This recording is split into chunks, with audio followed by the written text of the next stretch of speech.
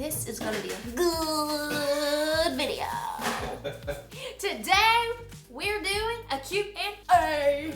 Do you want more kids? You're a Ferrari. I felt like a bad girl and it wasn't supposed to be that way. Do you know what I mean though? Q&A. What up, what up, yeah. What up? Remember, I was a cheerleader. Y-E-L-L, Y-E-L-L, everybody yell, come on, everybody get crunk, come on, everybody get loose. What's up, Cordle family? Welcome back to the channel. And today, If you know what I'm saying there, you've been an OG. you're a real OG. We have a great Q&A planned. What? I'm like, So we made a list of questions that we get asked almost all the time. So we're like, let's just compile all those famously asked questions into one video. And we're just gonna spill the beans. You're a good looking lady. Wow, are you looking at me on there? No. Well, you weren't Does looking it at look me like right I'm here. looking at you on there? Well, when you said that, you weren't. Anyway, Thanks. You're in a the last good-looking video, man. one of the last videos, somebody asked for more Dolly content. So Oh, here's Dolly. her a coot doo-doo.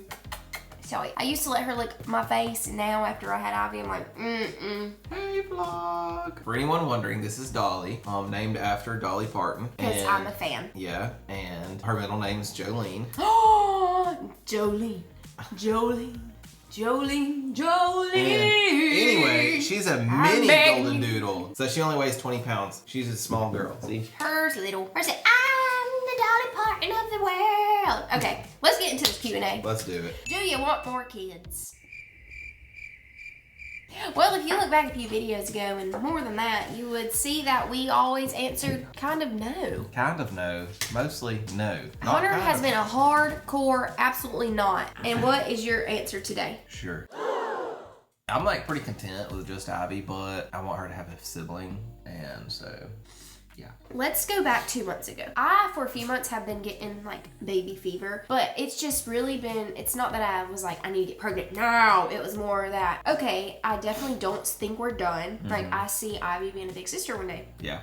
And so a few months ago, I just like was telling Hunter, but I didn't want him to feel any pressure at all. Like we had a big conversation of that because I didn't want him to cave because of me. If God wanted us to have another kid, I was like, he will work that on Hunter's heart, and then as he did mine, and then it'll be mutual. So 2 months ago, we thought we were pregnant. We weren't really trying, but we were so convinced. Yeah, we were. Like we were telling a few people. And then finding out we weren't, it was fine. Like we weren't upset, but I think that like kicked it into high gear like, okay. Yeah, like it'll be fine if we have another one. So to answer your question, yes, we want another one. And then that leads into the next question is, when do you want another one? Ooh. We're trying, I guess. Devin can't really make up her mind, honestly, because one second she tells me that she kind of wants to wait and like. No. Yes. Only Let if me I'm not finish. pregnant. Because of her diabetes, Yes. she wants to get that regulated. But then the next day, she will in turn say, "You know what? It's not fine. We don't need to plan it. I know. Just if it happens, blah blah blah." Okay, so I'm not pregnant currently. So when this video is posted, like I'm not pregnant. Like it's because we kind of are in the rumble. So I say, yes, we're trying, but it's not like we're really trying. You know what I mean? Right. Because I'm like, do I wait and get my health in check? I say yes. Or do we just put our trust in God like we should? Well, I'm saying, But he does give us wisdom. Right. But I'm just, but I'm just saying that. I mean, if it happens, it's fine. You know what I'm saying? But me personally, I think that we should at least wait until you get your new stuff and make sure that's gonna work for you. And new stuff is my Omnipod. Omnipod, the Dexcom, blah, blah, blah. You know what I'm saying? Because who's to say, like, if you got pregnant right now and then you start on that junk and, it's not working for you, something's not happening. You know what I mean? Yes. I just don't vibe with that, you feel? You just want me to be taken care of. Right. So Because if it came down to it, like, if for whatever reason they said that, like it would be dangerous for you to get pregnant again, then I wouldn't want to. So I guess scratch my answer of, I guess that was kind of a fib of if we're trying, but it's not because of... All right, next question. So it is TBD. Another question we get asked is, did you wait for marriage? And the answer is yes. We have answered that in a few videos before. But we only got so far to say we waited for a marriage, but you know, we've been together since we were 13 or 14. So it was initially because we were scared.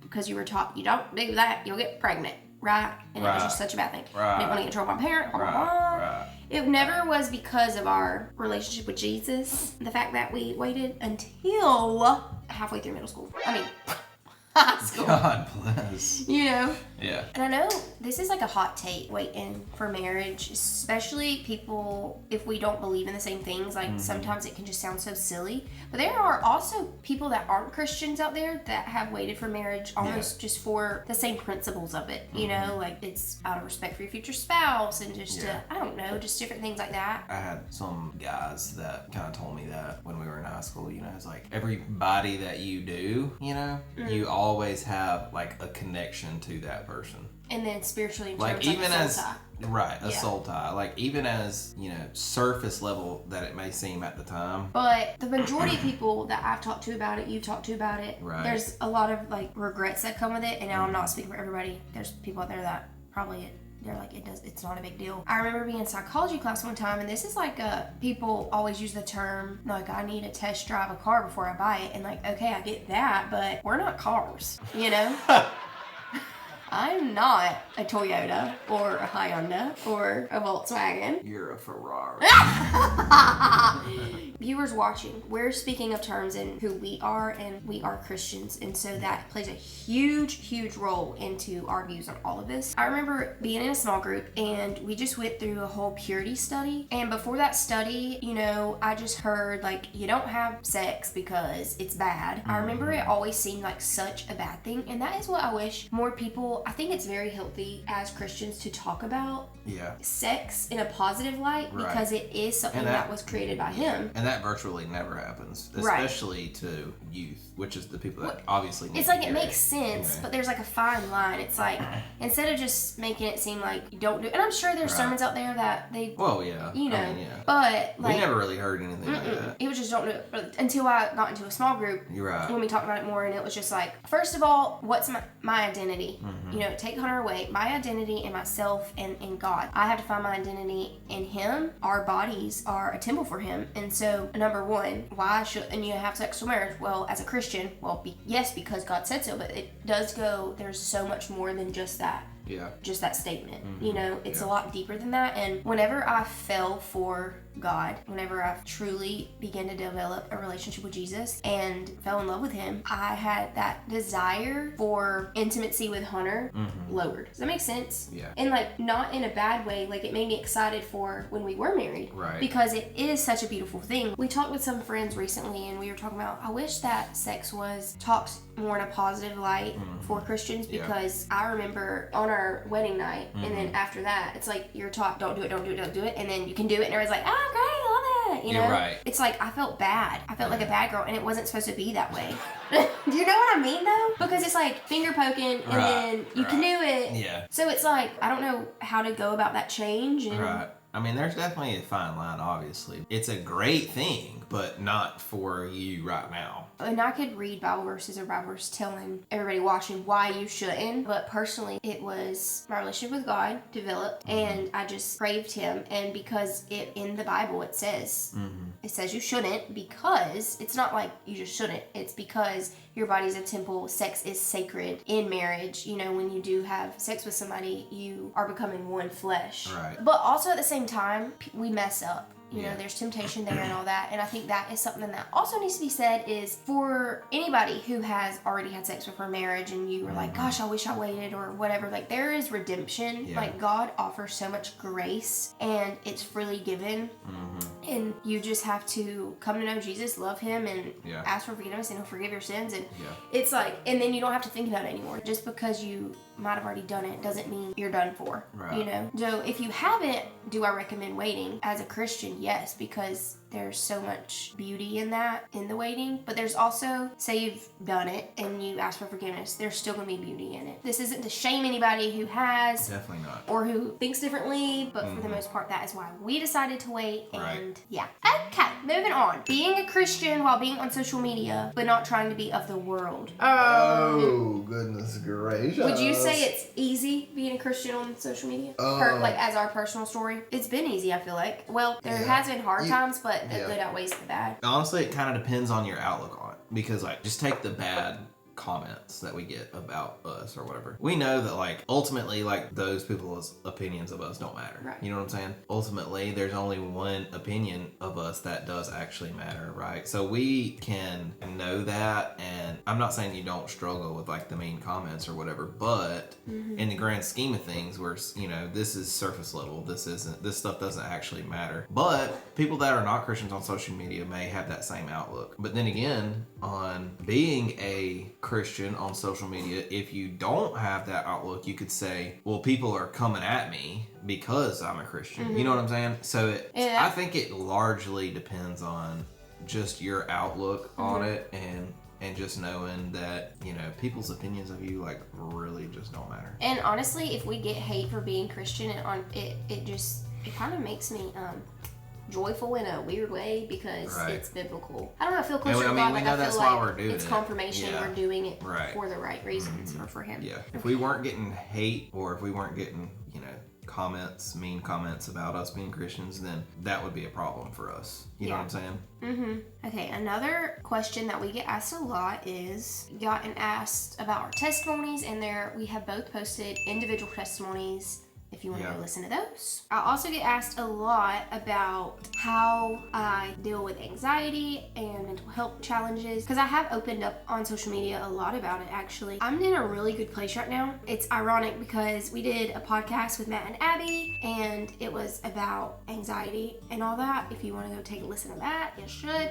But we filmed that, and we were talking about how I'm on anxiety medication, and I remember you saying, like, I don't ever want you to get off, you know? And I don't know what it was, but something like not clicked then, but in the process of it, we're going through a freedom group at our church, like a small group, and I was like, I really want to give this my all, and I want every part of me to just be free in Christ. And part of that is anxiety and the burden that comes with it. So yes, I've been on medication for like 2 years now, but as of 2 weeks ago, I have stopped taking my medication, and I'm excited because it has been something that's always lingered over me, and that I was like, am I going to be on this the rest of my life? But I really, really want to just give my anxiousness over to God and, like, be healed from it completely. And a big step in that, in this freedom group, I felt like I am supposed to get off for a little bit, and I've been doing so good. I went to the store the other day, a few stores, and I didn't even realize it, and after I was like, Hunter, I was like, I just went shopping all day by myself. Like, I could have never done that prior to. But I mean, like, you never did that before.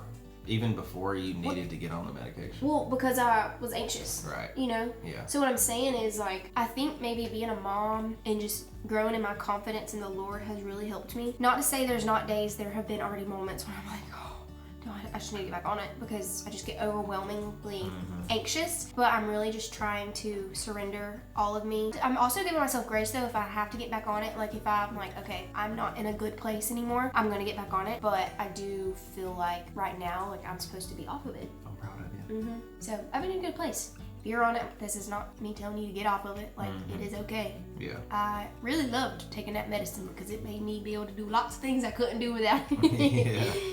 But anyways, we're just thankful for you, and we're not ashamed to talk about our faith on here, and we probably will lose followers every time that we start talking about it, but that's okay, because we really feel like we're called to do this and to just share His name in whatever that looks like. Silly videos, talking about our testimonies, just speaking His name into mundane moments of life and things, because we know we're here for Him. That's right. And we could die tomorrow, and I just don't want to be sorry that I never shared His love and how good He is, because He's been so good to us. We just want you to know that you have purpose, and you are loved, and you are adored, and you are enough, and whatever you're going through, I just want to encourage you that it's gonna be okay. Yeah. And there's so much more to this temporary home that we're in. And we never want to force our Christianity on others either. And so we do respect others' beliefs and all that. So just know when we do share, it's not to shove down your throat, but this is our life, and our life revolves around Him. So anyways, sorry that got so deep. I was not planning for it to get that deep. Yeah. Alright guys, thanks for watching. If you enjoyed it, give it a thumbs up or don't. Subscribe if you haven't already or don't. And we'll see you in the next one. Peace out. Bye. Bye.